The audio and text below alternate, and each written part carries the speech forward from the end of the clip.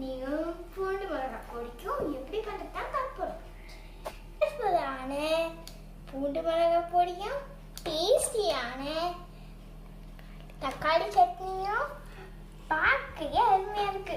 வாங்க ஃப்ரெண்ட்ஸ், எப்படி பண்ணுறதுக்கு வீடியோக்குள்ள போய் பார்க்கலாமா? தேவையான தக்காளி சட்னிக்கு இன்கிரிடியன்ஸ் பார்க்க போகிறோம்.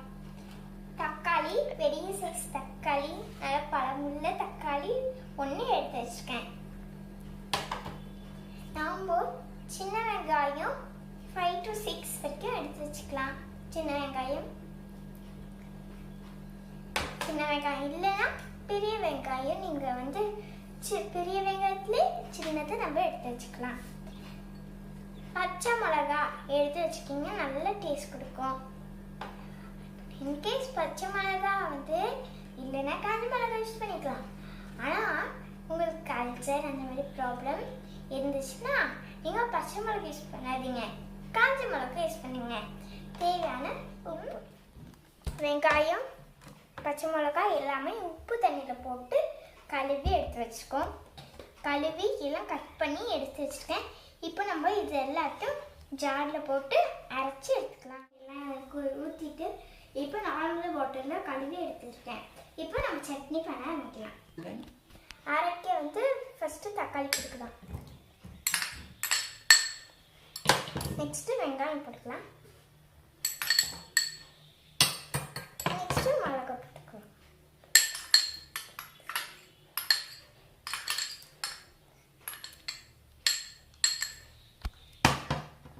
இப்போ கொஞ்சம் உப்பு போட்டுக்கலாம். நம்ம இப்போ மூடிக்கலாம். நம்ம ரொம்ப நைஸாக இருக்க கூட கொஞ்சம் குழம்பு கொடுப்பா.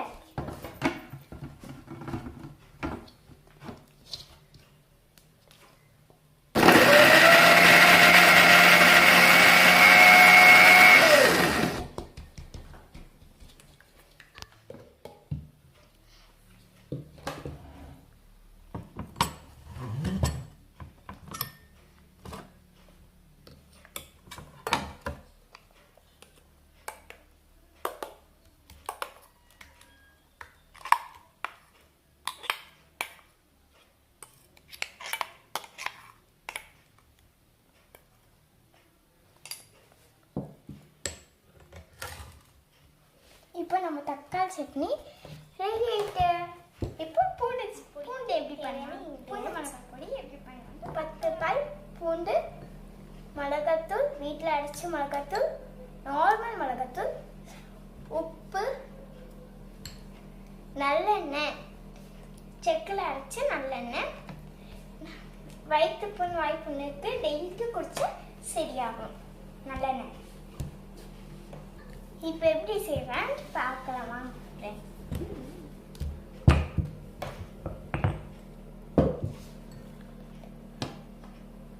பூண்டு,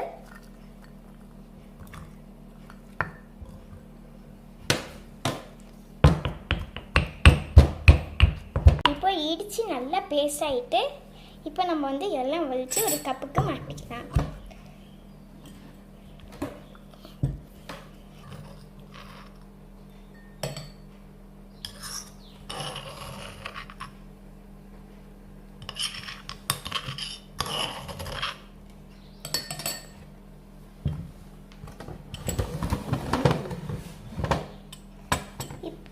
நம்ம 1 ஸ்பூன் 2 ஸ்பூனு உப்பு போட்டுக்கலாம்.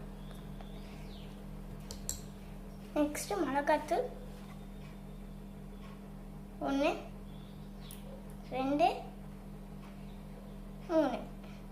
3 ஸ்பூன் மிளகாத்தூள் போட்டுட்டு நல்லா மிக்ஸ் பண்ணிக்கலாம். நல்லா மிக்ஸ் பண்ணியாச்சு. இப்போ நம்ம 3 ஸ்பூன் நல்லெண்ணெய் ஊற்றிக்கலாம்.